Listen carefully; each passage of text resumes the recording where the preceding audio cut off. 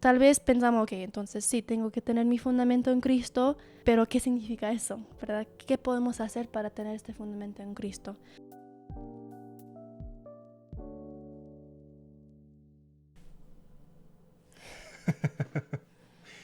Nueva semana, Nuevo, ven, sigue más. así es.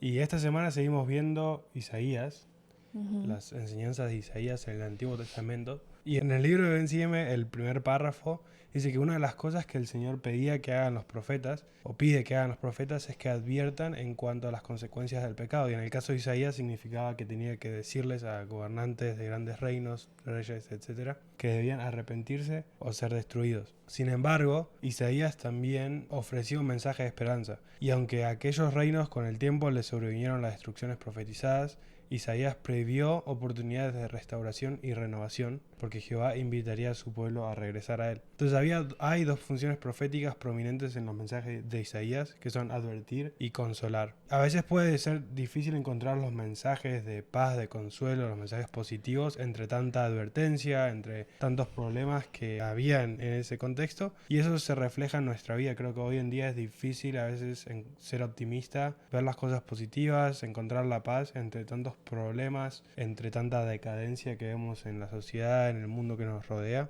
Entonces la pregunta que elegimos para el Ben Sigue Más de esta semana es ¿cómo podemos encontrar paz entre tantos problemas? Y no sé qué estudiaste vos. Bueno, para mí la primera cosa que vino a mi mente cuando pensé en esa pregunta, de hecho era una escritura en el libro de Mormón, que es capítulo 5, versículo 12. Y bueno, no voy a leer todo, ¿De pero... qué? Capítulo 5 versículo 12, ¿de dónde? Oh, perdón.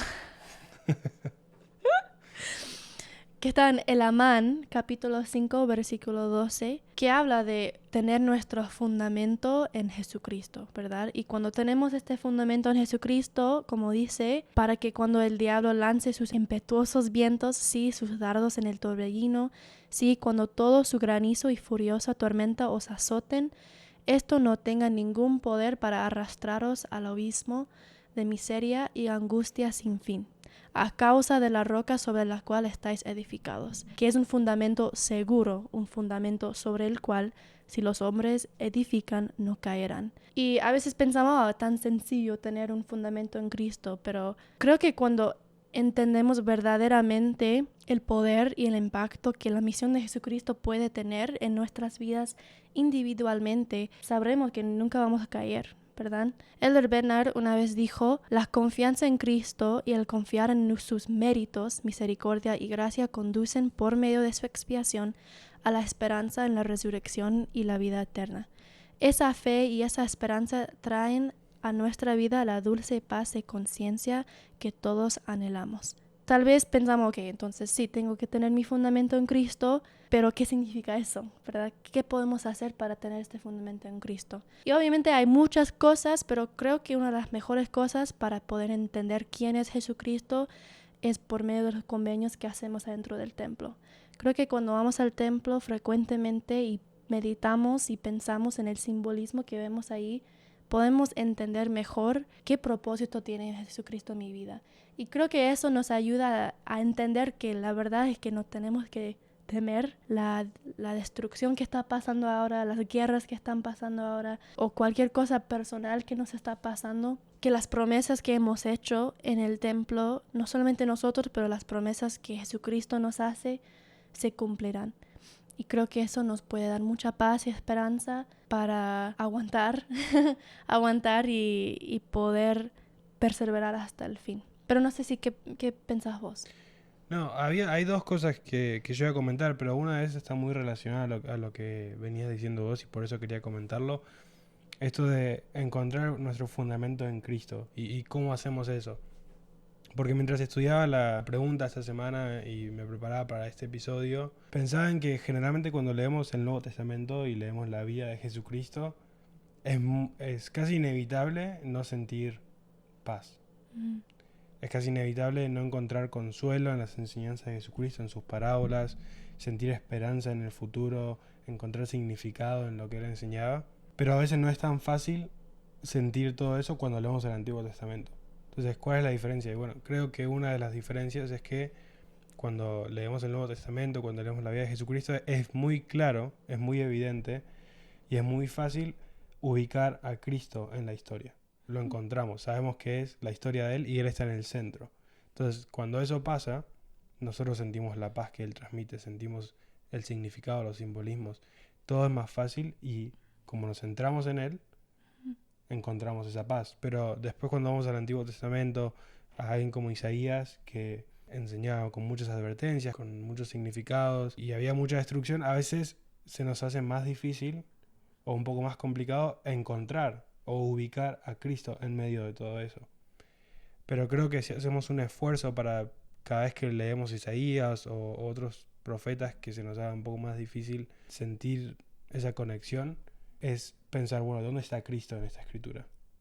¿Quién está hablando en esta escritura? ¿Dónde está Cristo? ¿Cuál es el mensaje? ¿Cómo puedo centrar esta escritura o estos mensajes en Cristo?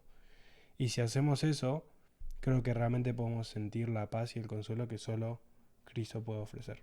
Y de esa manera también lo convertimos, como decías, en nuestro fundamento. De hecho, fue el discurso de presidente Nelson donde habla de recibir revelación personal y tener el Espíritu siempre con nosotros. Me encanta esa cita, dice: indudablemente tal vez haya ocasiones en que piensen que los cielos están cerrados, pero les prometo que a medida que sigan siendo obedientes, expresando gratitud por cada bendición que el Señor les dé, y en tanto honren con paciencia el tiempo del Señor, se les dará el conocimiento y la comprensión que buscan. Todas las bendiciones que el Señor tiene para ustedes, incluyendo los milagros, vendrán a continuación. Eso es lo que la revelación personal les traerá. Y él sigue un poco más adelante, dice: soy optimista en cuanto al futuro. Estará lleno de oportunidades para que cada uno de nosotros progrese, contribuya y lleve el Evangelio a todos los rincones de la tierra. Sin embargo, tampoco soy ingenuo en cuanto a los días venideros. Vivimos en un mundo complejo y cada vez más contencioso. El constante acceso a las redes sociales y un ciclo de noticias de 24 horas nos bombardean con incesantes mensajes. Si hemos de tener alguna esperanza de examinar la infinidad de voces y las filosofías de los hombres que atacan la verdad, debemos aprender a recibir revelación. Y eso me pareció muy interesante porque el Espíritu literalmente es un don, ¿verdad? Lo llamamos el don del Espíritu Santo.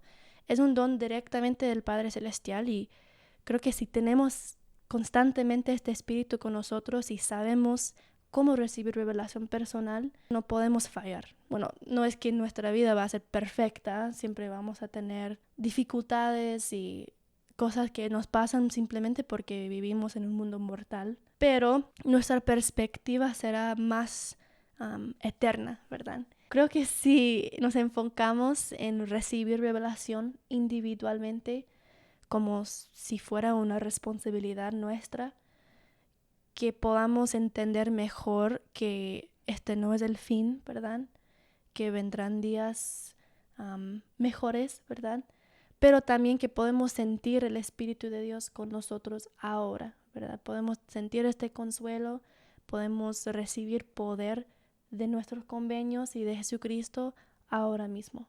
Y creo que es importante entender eso cuando estamos pensando en cómo puedo tener paz y esperanza en mi vida ahora cuando están pasando tantas cosas malas. Sí, de hecho yo había citado, me robaste la cita del presidente Perdón. Nelson, pero porque me gusta el approach, me gusta la actitud que él tiene y en ese sentido, él como profeta, si te das cuenta, está ejerciendo ese mismo rol que Isaías, está advirtiendo, pero también brinda esperanza, ¿no? Él dice, bueno, los días futuros van a ser difíciles, pero también soy optimista en cuanto a eso. Y él dijo que, él dice esto: nuestro Salvador y Redentor Jesucristo llevarán a cabo algunas de sus obras más maravillosas entre ahora y cuando vuelva de nuevo. Veremos indicios milagrosos de que Dios el Padre y su Hijo Jesucristo presiden esta iglesia en majestad y gloria, pero en los días futuros no será posible sobrevivir espiritualmente sin la influencia guiadora, orientadora, consoladora y constante del Espíritu Santo, lo que mencionabas recién. Y me gusta algo que dijo Rasvan en un mensaje más o menos de la misma conferencia. Y él dijo que adultos solteros temen contraer compromisos tales como casarse. Los jóvenes casados pueden temer traer hijos a un mundo cada vez más oscuro. Los misioneros temen muchas cosas, especialmente hablar con desconocidos. Las viudas temen seguir adelante solas. Los adolescentes temen no ser aceptados, estudiantes temen el primer día de escuela o recibir el resultado de un examen, tememos el fracaso, el rechazo, la desilusión y lo desconocido, tememos los huracanes, los terremotos y los incendios, tememos no ser lo suficientemente buenos, tememos que el Señor no tenga bendiciones para nosotros, tememos el cambio y nuestro temor puede convertirse en terror. Me gusta porque abarca casi todos los tipos de miedo que podemos tener nosotros hoy en día y que es muy normal que tengamos. Pero él hace esta promesa y él dijo, sin importar cuánta iniquidad y caos llenen la tierra, se nos promete mediante nuestra fidelidad diaria en Jesucristo, mediante nuestra fidelidad diaria en Jesucristo, la paz de Dios que sobrepasa todo entendimiento. Sí, vivimos en tiempos peligrosos, pero mientras permanezcamos en la senda de los convenios, no debemos temer.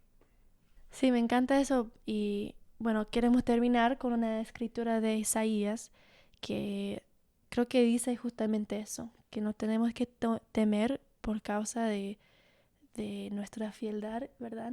Y nuestra relación con Jesucristo.